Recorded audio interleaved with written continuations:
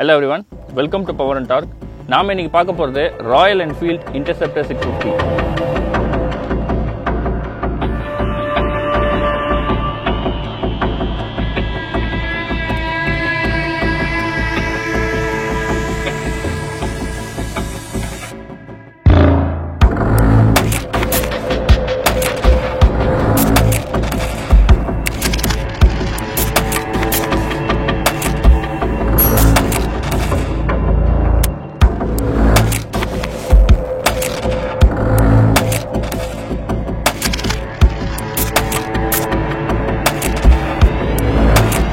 நாம் இந்த வீடியோக்குள்ளே போகிறதுக்கு முன்னாடி நம்ம சேனலை நீங்கள் சப்ஸ்கிரைப் பண்ணலன்னா சப்ஸ்கிரைப் பண்ணிவிடுங்க.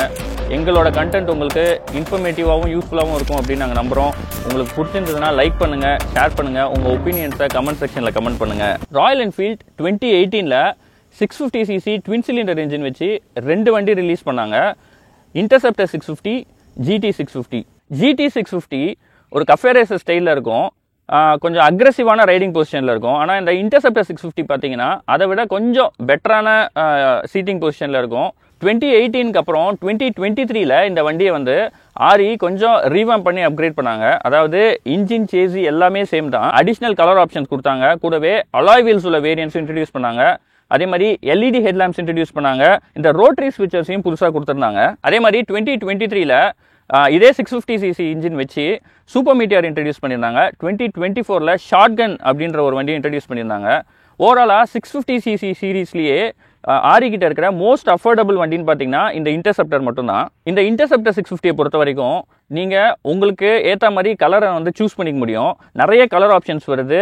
ஆரி வெப்சைட்டில் போயிட்டு உங்களுக்கு தேவையான கலர்ஸை வந்து கன்ஃபிகர் பண்ணிக்க முடியும். கூடவே என்ன சீட்ஸ் வேணும், என்ன மிரர்ஸ் வேணும், இது எல்லாமே நீங்கள் சூஸ் பண்ணிக்க முடியும். இந்த வண்டியோட டிசைனை பற்றி பேசணும்னா இது வந்து ஒரு ரெட்ரோ ஸ்டைலில் இருக்குது. இதோட டேங்க்ஸாக இருக்கட்டும், ரவுண்ட் ஹெட்லாம்ப்ஸாக இருக்கட்டும், இல்லை இதோட ரவுண்ட் கன்சோலாக இருக்கட்டும், இல்லை மிரர்ஸாக இருக்கட்டும், ஹேண்டில் பாரோட டிசைனாக இருக்கட்டும், இதெல்லாம் ஒரு பழைய 60s பைக்ஸை நினைவுபடுத்துகிற மாதிரி இருக்குது. நம்ம கிட்ட இருக்கிற வண்டி பார்த்தீங்கன்னா 2024 வாங்கினது.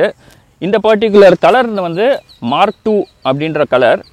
இதில் ஸ்லைட் கஸ்டமைசேஷன் பண்ணியிருக்காங்க. அதாவது இந்த சீட்ஸை பொறுத்த வரைக்கும் சிங்கிள் டூரிங் சீட் போட்டிருக்காங்க GT 650யோடது. இதோட ரைடிங் பொசிஷன் பற்றி பேசணுன்னா ரொம்ப அக்ரெசிவ் கிடையாது. இருந்தாலும் நீங்கள் ஹைவேஸில் ஓட்டும் போது கொஞ்சம் அக்ரெசிவாக தான் நீங்கள் ஃபீல் பண்ணுவீங்க. ஏன்னா மீட்டியார் 650 பார்த்தீங்கன்னா உங்களுக்கு இன்னும் பெட்டரான ரைடிங் பொசிஷன் லெஷராகவே காமிக்கும். இதோட ஹேண்டில் பார்ஸை பொறுத்த வரைக்கும் டிஃபால்ட்டாக ஓயோட வர்றது கொஞ்சம் ஃபார்வர்ட் செட்டாக தான் இருக்குது.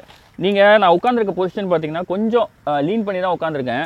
நீங்கள் ஹைவே ரைட்ஸ்லாம் போகிறீங்க அப்படின்னா கேர்ள் ரைசர்ஸ் ஹேண்டில் பார் போட்டிங்கன்னா தான் கொஞ்சம் கம்ஃபர்டபுளாக நீங்கள் ஃபீல் பண்ணுவீங்க. இந்த வண்டியில் பிரேக் லீவர்ஸ் பொறுத்த வரைக்கும் அட்ஜஸ்டபிள் கொடுத்துருக்காங்க. எல்லார் கையும் ஒரே மாதிரி இருக்காது. ஸோ அதனால் வந்து யூஸ் பண்ணுறவங்க வந்து அதுக்கேற்ற மாதிரி மாற்றிக்க முடியும். இது உங்களுக்கு ரொம்ப கன்வீனியண்ட்டாக இருக்கும். ஹேண்டில் பார், அதாவது ஆக்சிலரேட்டர்ஸ் பொறுத்த வரைக்கும் பார்த்தீங்கன்னா உங்களுக்கு நார்மல் கேபிள் வச்சு தான் கொடுத்துருக்காங்க. ரைட் பை வயர்ஸ்லாம் கிடையாது. இதோட டேங்க்ஸை பொறுத்த வரைக்கும் அப்ராக்சிமேட்லி 13 லிட்டர்ஸ் டேங்க் தான் கொடுத்துருக்காங்க. ஒரு சிட்டி ப்ளஸ் ஹைவே ரைட் பண்ணுற வண்டிக்கு இந்த 30 லிட்டர்ஸ் டேங்க் கெப்பாசிட்டி இருக்கிறது கொஞ்சம் கம்மி தான். அதே மாதிரி இந்த ஃபுட் பேக்ஸ் பற்றி பேசணும்னா கரெக்டாக நீங்கள் உட்கார சீட்டிங் பொசிஷனுக்கு கீழேயே இருக்குது, உங்களுக்கு பார்த்தா தெரியும். அதனால் என்ன ஆகுதுன்னா நீங்கள் காலை வந்து தரையில் வைக்கும்போது கரெக்டாக அந்த ஃபுட் பேக்ஸ் வந்து இடிக்குது. நீங்கள் கொஞ்சம் ஃப்ரண்ட்டில் வைக்கலாம் அப்படின்னாலும் இன்ஜினோட கம்பார்ட்மெண்ட் இருக்கிறதுனால ஹீட்னால உங்களால் அந்த இடத்துல ப்ராப்பராக வைக்க முடியாது. பின்னாடி வச்சாலும் அந்தளவு கம்ஃபர்டபுளாக இருக்காது. ஸோ நீங்கள் வந்து கொஞ்சம் வைடாக காலை வச்சு பழகிக்கணும்.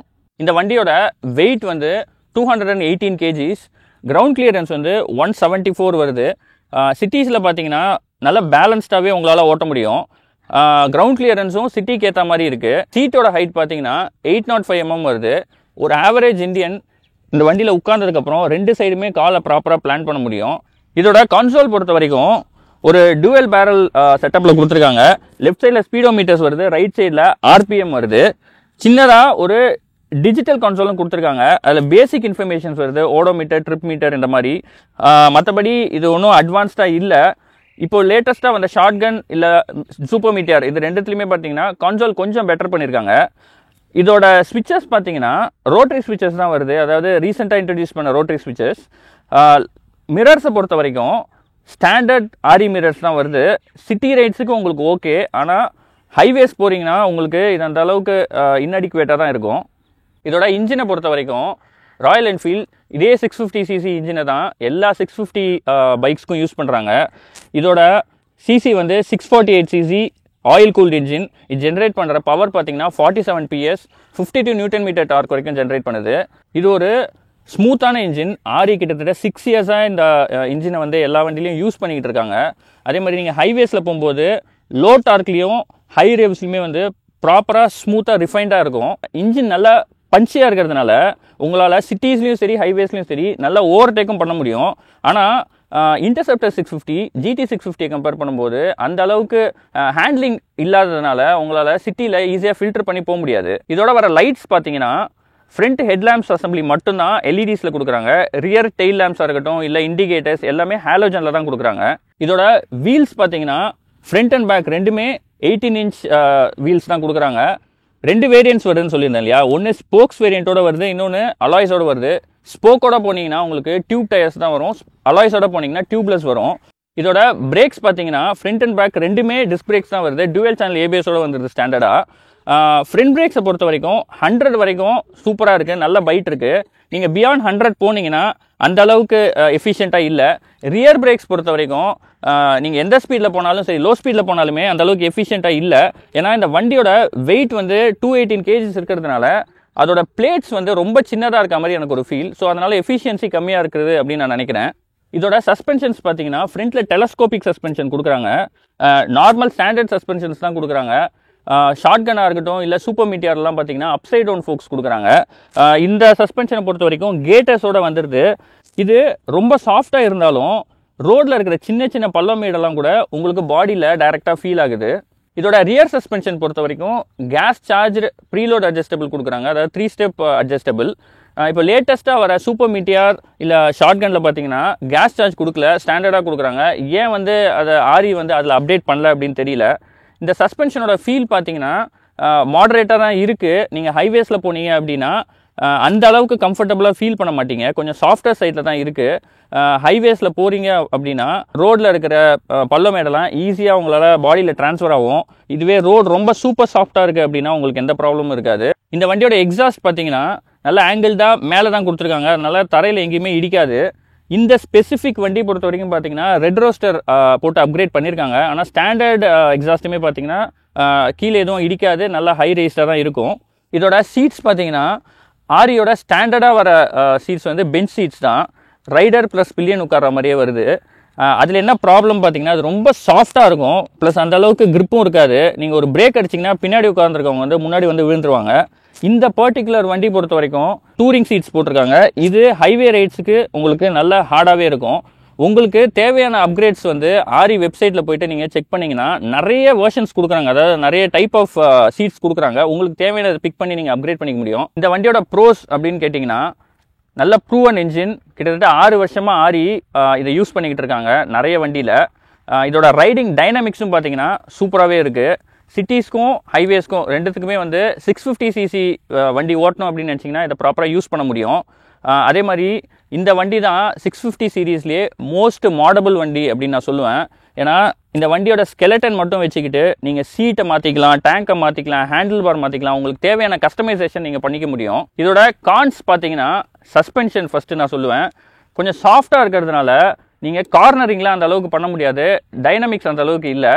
அதே மாதிரி பிரேக்கோட பைட்டு, ஃப்ரண்ட் பிரேக் பைட் இருக்கிற அளவுக்கு ரியர் பிரேக்கில் அந்த அளவுக்கு பைட் இல்லை. அதுக்கப்புறம் டயர்ஸ் வந்து ரியர் டயரோட ப்ரொஃபைலில் இன்னும் கொஞ்சம் பெட்டராக கொடுத்துருக்கலாம். ஏன்னா ஷார்ட் கன் 650லாம் பார்த்தீங்கன்னா 150 செக்ஷன் வரைக்கும் போயிருக்காங்க, இதில் 130 செக்ஷன் வரைக்கும் தான் மெயின்டைன் பண்ணியிருக்காங்க. இந்த ஃபுட் பேக்கோட பொசிஷன், ரைடரோட ஃபுட் பேக் டைரெக்டாக அவங்களோட உட்கார இடத்துக்கு கீழே இருக்கிறதுனால வண்டியை வந்து பேலன்ஸ்டாக கீழே நிற்கும் போது பேலன்ஸ்டாக வச்சுக்க முடியாது, அது ஒரு ப்ராப்ளம். இன்னொன்று இந்த இன்ஜின் ஹீட், இது வந்து 650cc ஒரு காமனான ப்ராப்ளம் தான். அது அந்த அளவுக்கு சொல்ல முடியாது, உங்களுக்கு அதை எடுத்து சொல்லணும் இப்படி ஒன்று இருக்குது அப்படின்றதுக்காக தான் நான் சொல்கிறேன். ஸ்போக்ஸ் வீல்ஸோட வர வேர்ஷன்ஸ் வந்து ரொம்ப பங்க்சர் ப்ரானாக இருக்குது. நீங்கள் வந்து ஹைவேஸில் போயிட்டே இருக்கீங்க, சப்போஸ் ஒரு சின்ன புரோக்கன் ரோட்ஸில் போகணும், இல்லை வந்து ஒரு ரோடு இல்லாத இடத்துக்கு போகணும் அப்படின்னு நினைக்கிறீங்கன்னா உங்களுக்கு வந்து ஈஸியாக பஞ்சர் ஆகிடும். பஞ்சர் ஆகிடுச்சுன்னா அதை கழட்டி மாட்டுறது வந்து ரொம்ப ஈஸி கிடையாது. ஏன்னா எல்லா மெக்கானிக்ஸுமே அது வந்து எடுத்து பண்ண மாட்டாங்க. ப்ளஸ் வந்து ஏபிஎஸ் பிளேட்ஸுமே வந்து ஈஸியாக டிஃபார்ம் ஆகிறதுக்கு சான்சஸ் இருக்குது. இந்த ஒரு ரீசன்னால நான் வந்துட்டு அலாய்ஸ் வர கலர் வேரியன்ஸை உங்களுக்கு சஜஸ்ட் பண்ணுவேன்.